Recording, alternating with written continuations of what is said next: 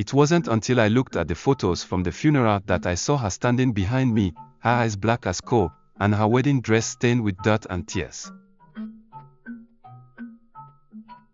Once upon a time, I grew up in a small village in Ghana, where funerals are a big deal. When my grandmother passed away, the whole village came out to pay their respects. As we were burying her, I noticed a woman standing at the back of the crowd. She was wearing a white wedding dress, and her face was covered with a veil. At first, I thought she was just a mourner who had dressed incorrectly, but as the funeral went on, I started to feel a creeping sense of dread. It wasn't until I looked at the photos from the funeral that I saw her standing behind me, her eyes black as coal, and her wedding dress stained with dirt and tears. I tried to ask my family and friends about the woman, but no one seemed to know who she was or why she was wearing a wedding dress to a funeral.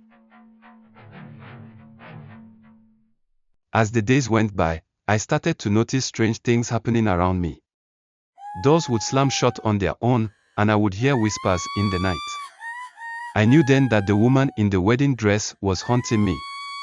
I've tried to research the meaning behind the woman's appearance, and I found out that in our village, it's believed that a woman who dies on her wedding day will haunt the living, searching for her groom.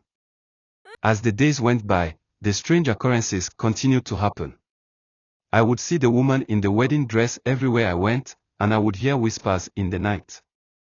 I was starting to feel like I was losing my mind. One night, I decided to visit the village elder, a wise and respected woman who knew the history and traditions of our village. I told her about the woman in the wedding dress and the strange occurrences that had been happening. The village elder listened carefully and then nodded her head. "I know the story of the woman in the wedding dress," she said. "She is a spirit who haunts our village, searching for her groom who died on their wedding day many years ago." The village elder told me that the spirit was harmless, but she was trapped between the world of the living and the world of the dead. She needed help to move on. The village elder gave me a task to perform.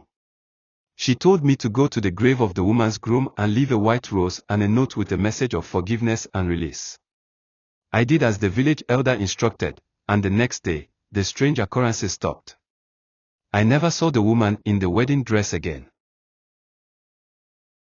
The moral lesson behind this story is to respect and honor the dead. The woman in the wedding dress was trapped between the world of the living and the world of the dead because she was unable to move on. By showing respect and honor to the dead, we can help them to move on and find peace. I hope you have enjoyed this story, and if you do, please share, like and subscribe to my YouTube channel. Thank you.